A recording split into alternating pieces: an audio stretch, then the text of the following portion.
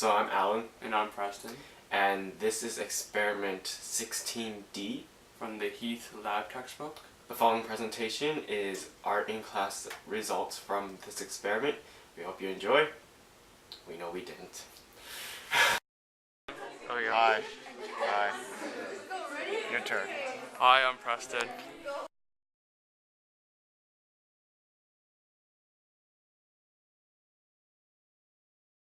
So that's barium nitrate with potassium chloride. No precipitate. Alright, that's barium chloride with potassium chloride. And we get no precipitate.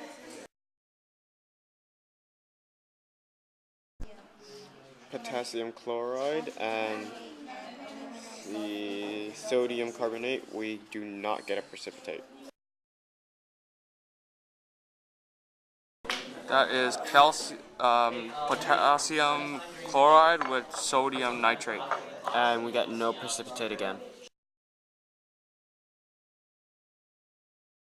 So that is barium nitrate with sodium nitrate. No precipitate. Or as Nee says, no precipitation. See, it's really not raining.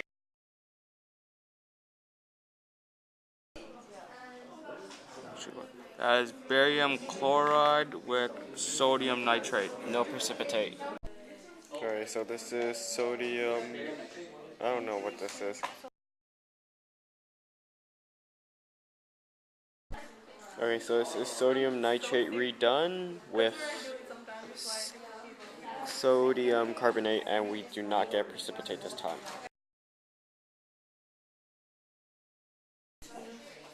So this is sodium carbonate and barium nitrate, and we get precipitate. So up to this point, we've only seen molecular equations, which are the reactants and products shown in a neutral compound. In a net ionic equation, the ions of the reactant are shown. In our case, the net ionic equations show the formation of the precipitates. By using the molecular equation, we are able to find the ionic equation. To find the net equation, we cancel out common ions from both sides. What is left is the net ionic equation. In our experiment, we followed these rules to find each net ionic equation to discover the precipitate.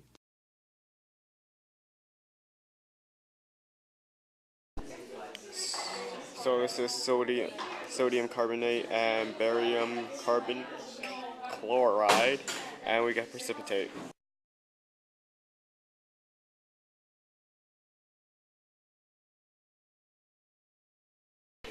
Alright, so that's barium chloride with barium nitrate. And we get no precipitate again.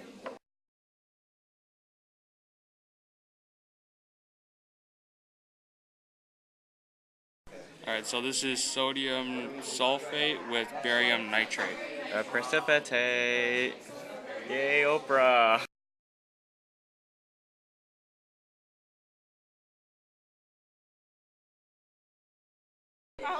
So that is aluminum sulfate with barium nitrate. And that was a precipitate.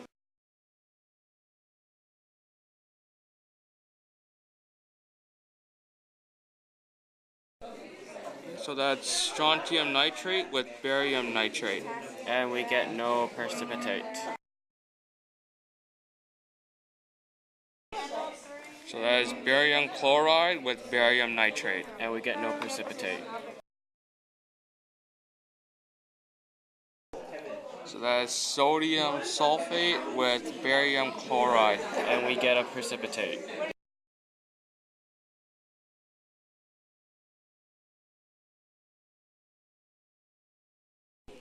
So this is aluminum sulfate with barium chloride.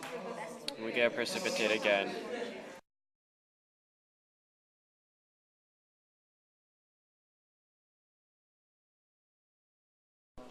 So that is barium chloride with strontium nitrate. And we get no precipitate for once. Yay! Okay, so what is this? Sodium sulfate with strontium nitrate. And we get a precipitate. Yes.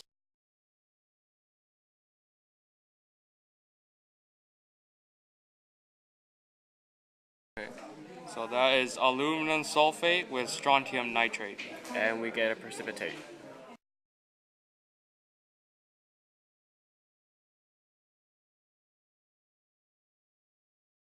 Okay, so this is sodium sulfate with aluminum sulfate redone, and we do not get precipitate this time.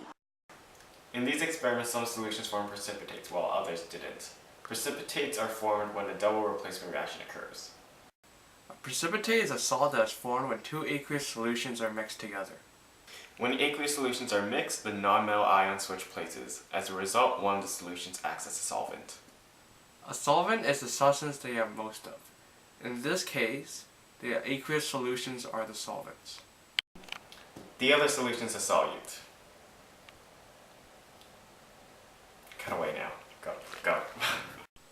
The solute is the solid of the reaction, also known as the precipitate.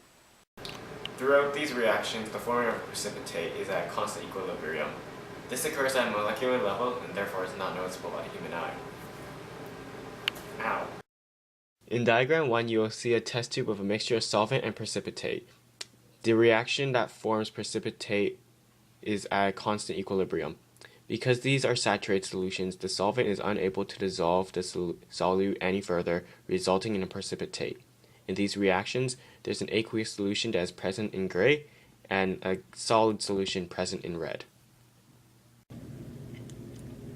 In diagram 2, when the reaction reaches an equilibrium, the solid will dissolve into an aqueous. As that is happening, the aqueous solution will recrystallize into a solid. The process of dissolving and recrystallizing is continuous. Thank you for watching our presentation. I hope it wasted as much of your life as it did mine. Dude. What? Hi. We're back. And no Preston. I'm not Preston. In these cases, the aqueous... Now, sorry. In these experiments, some solutions form precipitates, while others didn't. Precipitates are throughout these reactions, the